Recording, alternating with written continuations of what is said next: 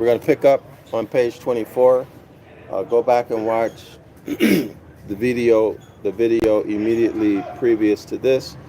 For those of you who are going to watch this later, all right, to get caught up. So we got about 20 minutes, all right? So let's finish this up. All right. Blessed are the pure of heart, for they shall see God. That is, the stars that shine the brightest are nearest to the sun. And these boys in Ramah, which Herod passed over, are demonstrated to have been none other than the fiery boys of the Zodiac, the two bright clusters of stars representing the figure of the two boys, which the sun, S-U-N, which the sun enters in the month of May, and for which Rachel weeps and will not be comforted, not because they are killed, but because they are not. That is, because they are rendered invisible, no longer to be seen. They are absorbed in the superior effulgence, that's the superior brightness of the sun, the S-U-N sun.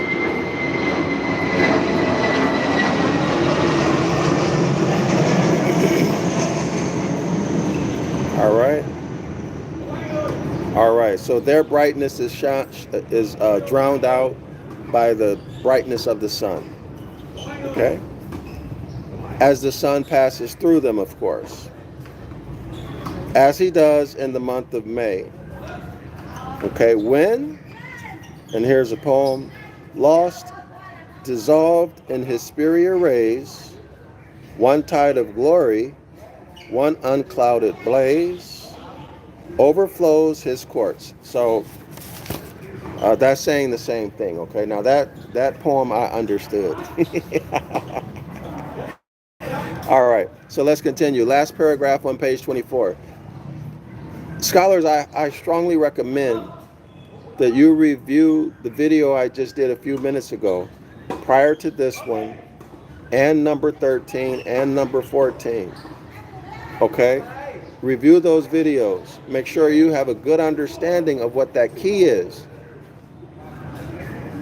Remember, the key is the knowledge that the Gospels are a fairy tale, and that they have, and those fairy tale stories have their origin in astrology or astronomy, whatever you want to call it.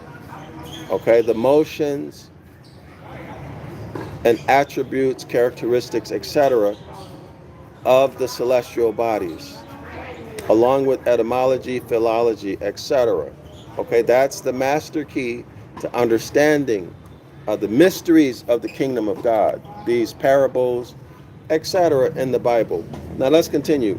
Thus, in that name of God, Hercules, we might also add Zeus and the others, but in this context, Hercules, right? Because we're dealing with the star of Bethlehem. Thus, in that name of God, Hercules, reduced to its radical, now we're back to etymology. Radicals are roots and bases. So those of you who have purchased my Ancient Ibaryath books or attended my class, my online class on Zoom, or subscribe to rather, in the 101 Ancient Ibaryath course, you should be familiar with the terms roots and bases, right? So here we are. We have three Ammonian primitives.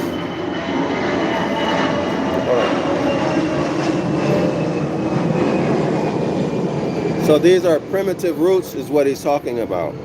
So Hercules is English, right? But the word comes from three ammonium, ammon, iron, ammonian primitives, primitive roots. Look at the characters.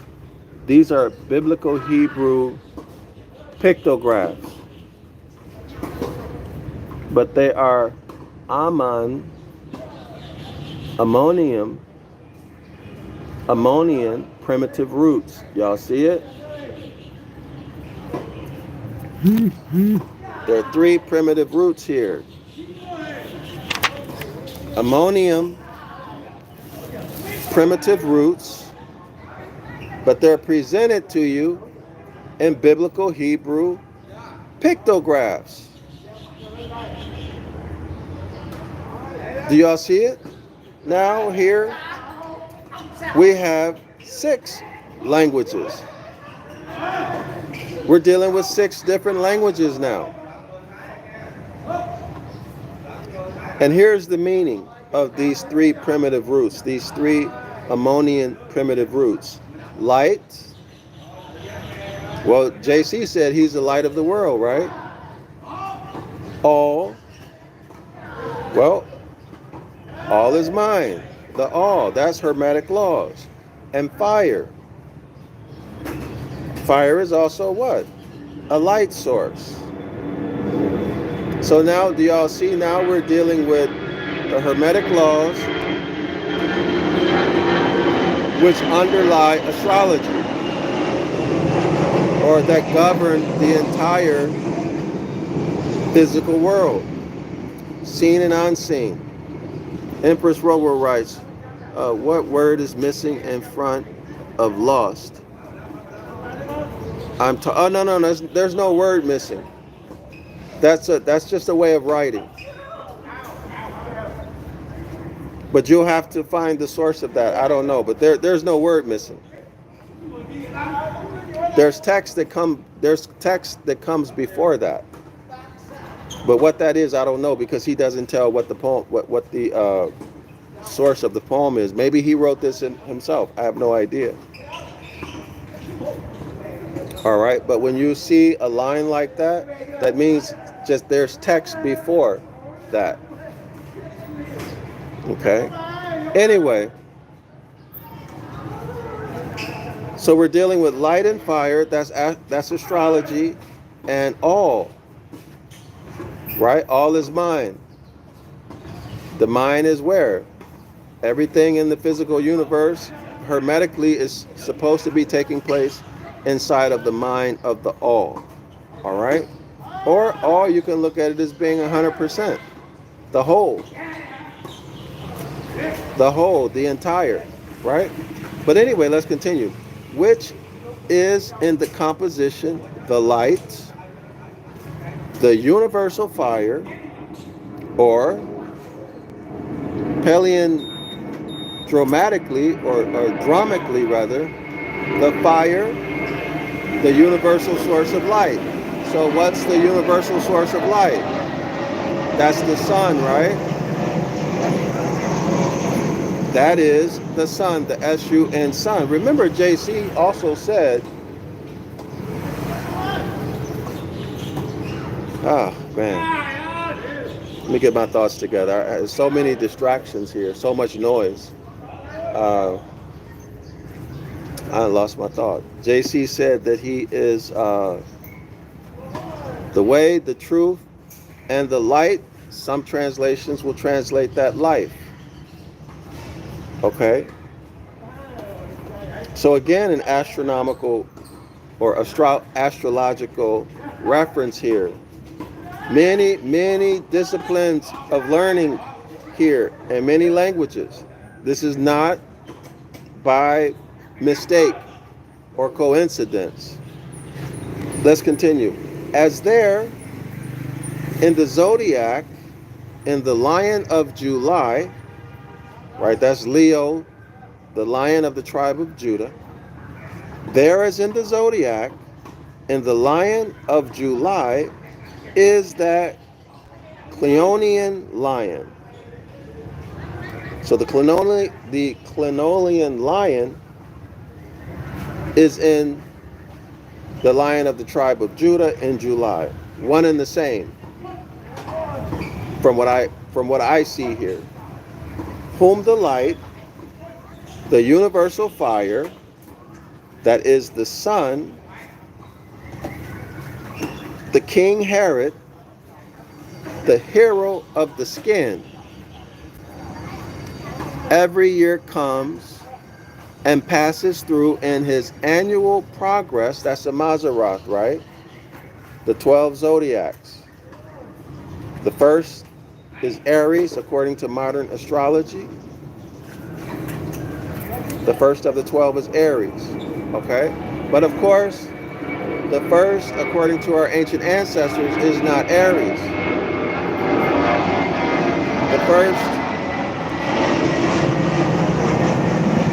The first, according to our ancient ancestors, happens, or the first zodiac begins in the harvest time, all right?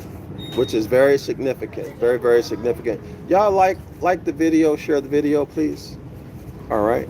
So every year the sun passes through the lion of the tribe of Judah, which is Leo, okay, with whose skin he seems to invest himself as a trophy of his victory. In other words, as we mentioned before in the other videos, y'all, when the sun enters into a zodiac, it fully takes on the characteristics and attributes of that zodiac. So when the sun enters into Leo, it actually is now wearing the skin of the lion. The sun becomes Leo the lion, right? Just as it does in every zodiacal house that it enters into, it fully takes on the characteristics and attributes of that zodiac sign. So is this clear? I hope this is clear. Okay? And as in which investure, he, that is the S-U-N sun, is addressed in those words of the psalmist or ancient magical incantations.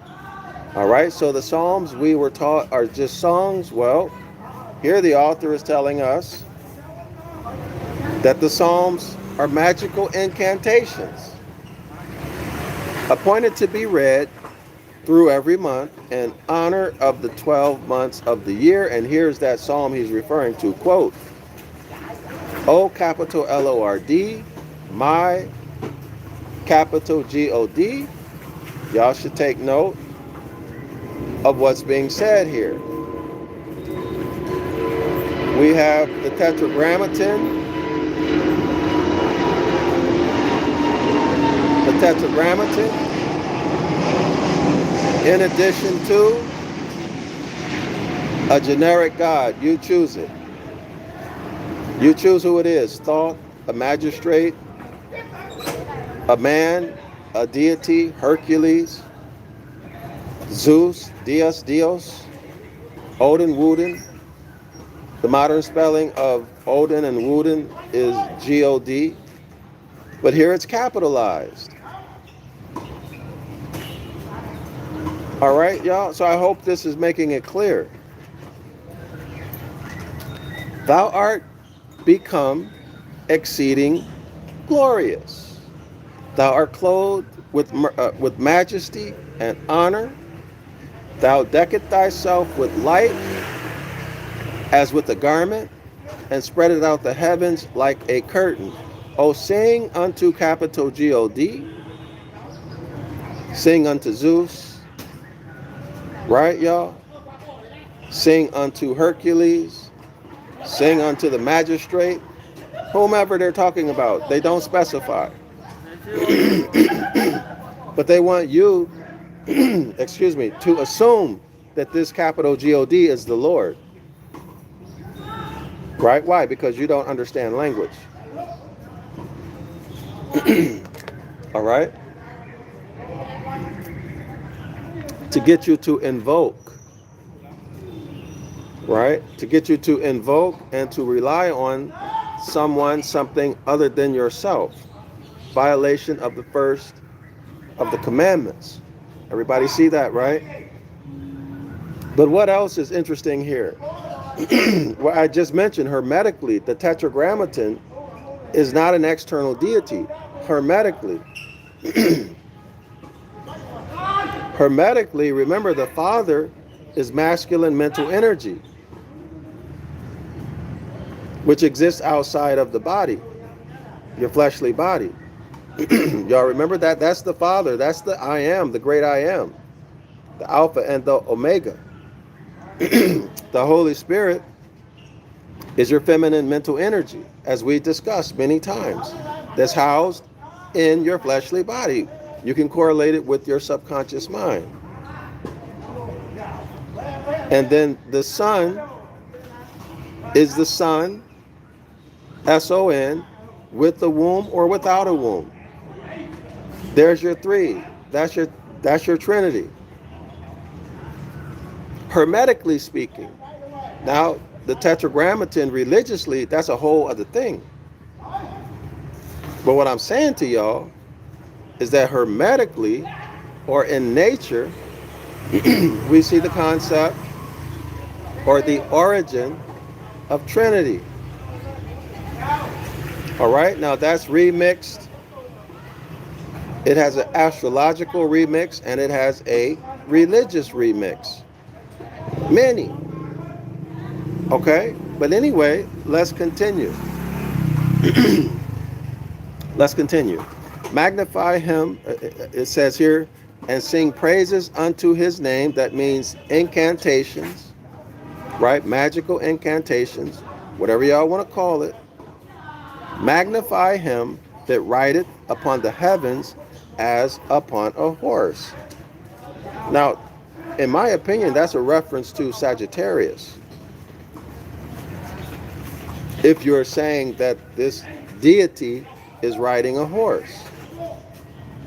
Okay? Even capital G-O-D in his holy habitation.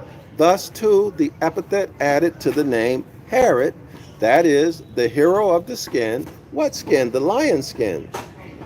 Meaning that when Herod, which is the Escheat sun, enters into Leo in July, it fully takes on his characteristics and attributes. Therefore, it is wearing, or it is in the skin of the lion. It is the lion of the tribe of Judah, the hero of the skin, of the lion skin.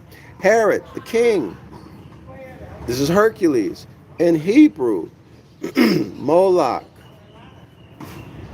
Herod the king, in Hebrew, Moloch. All right? In Greek, I don't read Greek, so I'm not going to try to pronounce this. In Latin, Rex, R-E-X, meaning the ruler, the regulator, was a characteristic epithet of the sun, the Escheat sun. Okay, y'all? So here it is again, an astrological reference to the sun, the light, the fire. The sun, the S-U-N, to rule the day, the monarch, or only governor of the whole solar system. Do y'all see that? That's plain as day, right? That's plain as day. All right. Adrana, good to see you. Good to see you. Adrana writes, greetings of peace. Islam, Dr. Yasapa, excellent coverage of the topic. Continue to be blessed. Peace. Islam and Shalom also to you. Much appreciated. Good to see you here. All right. So thank you also for commenting. Y'all know that these are airplanes. So you see the airport is very busy here. All right. So these comments are very useful. It helps a great deal when you like, share, comment, even though they shadow ban. If you like, share, and comment, it helps to get the message to more people, right? The more people who get this message, the better off you are as a man or a woman, right? It helps you. For those of you who, and I know there's a lot of people who do this, they watch my content and they give it to other people as though it's their own, unless they, but y'all know what I'm saying. But that's not helping you as much as if you would share it. Okay, because the more of our people who get this, the closer we get to the 100th monkey principle. Okay? And why should Christ be said to be born in Bethlehem of Judea and be called by the wise men? And then we have it in Greek, the king. So Christ is called the king, Christ is called the Rex, the governor or ruler of the days of Jao, J-A-O, y'all. Listen to this. But in fulfillment of that prophecy by the prophet, that is, in accordance with that astronomical sketch of the astronomical priest Micah. So Micah's prophecies, the author is telling us, are astronomical. Quote, quoting from Micah, "And thou, Bethlehem, in the land of Judah, art not the least among the princes of Judah, for out of thee shall come a governor," a Rex, right? "A king that shall rule my people Israel." Okay? Now would any but a Christian idiot who had bid good night, who had bid good night forever to use all reason, or a Christian knave, or like a criminal, a dishonorable person,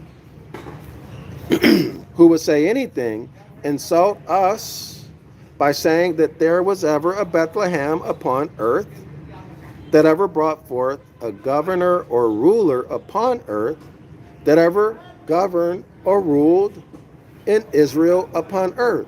Now, I would agree with him. Why? Because Moses himself tells you that when the house of Yasharallah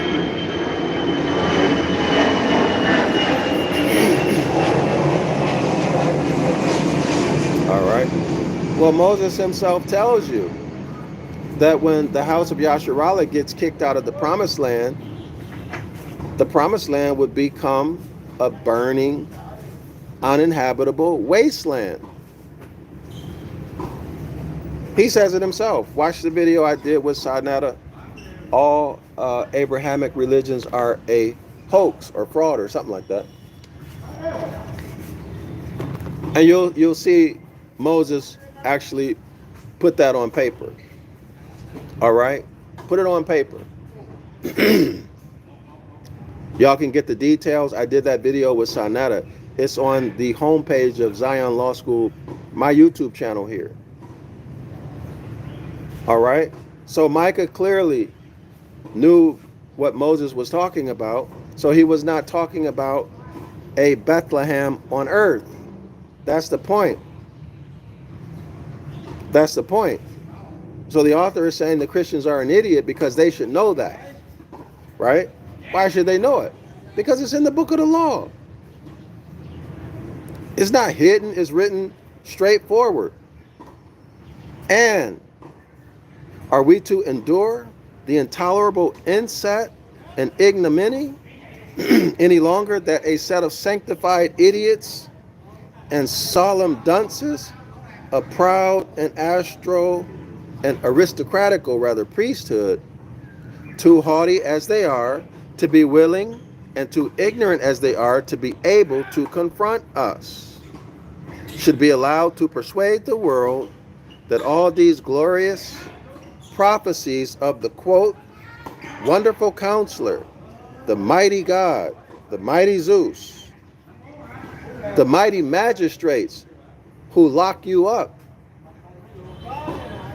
the mighty magistrate who puts you out or makes you think, or I have to rephrase that. The magistrate who participates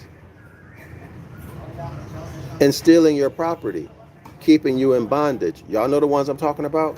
You go to what they call a court. They have on a black robe. All right? So this is a God, a God also. By definition, magistrates. So what God are you talking about? Some invisible, unseen deity? Or are you talking about a creditor creditor, debtor, master, slave relationship. Y'all see where I'm coming from?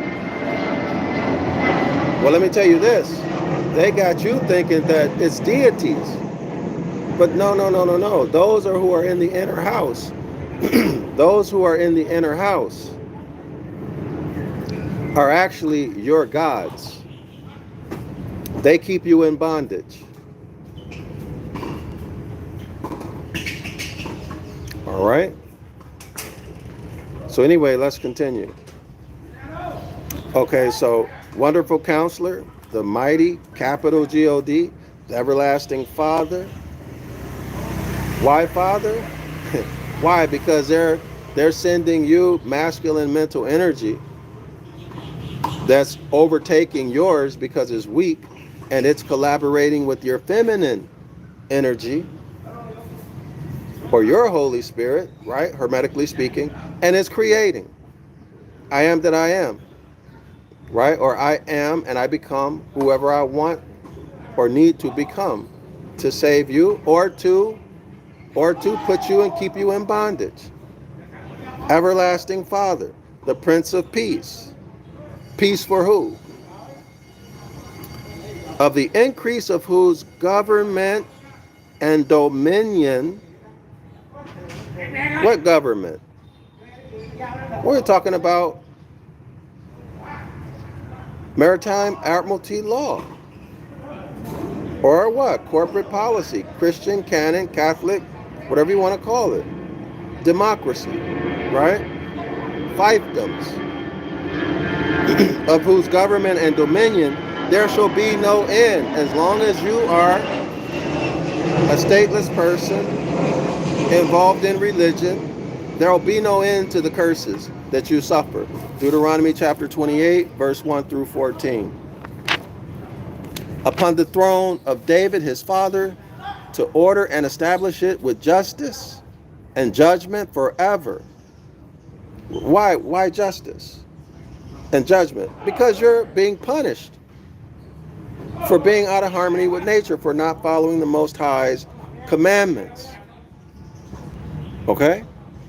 And their verification in the pretended real history of such a king of the Jews is a religion, who, if his history were historical, presents us with nothing more than the history of a thief born in a stable, living on the high road and dying on the gallows. A king of the Jews that never had his title recognized, but in sarcasm, never triumphed, but on the cross, never reigned, but as if all our kings should be like the reign in the same fashion, we should not long want radical reform. All right, y'all, I gotta run. Thanks for y'all support. I'll see y'all soon.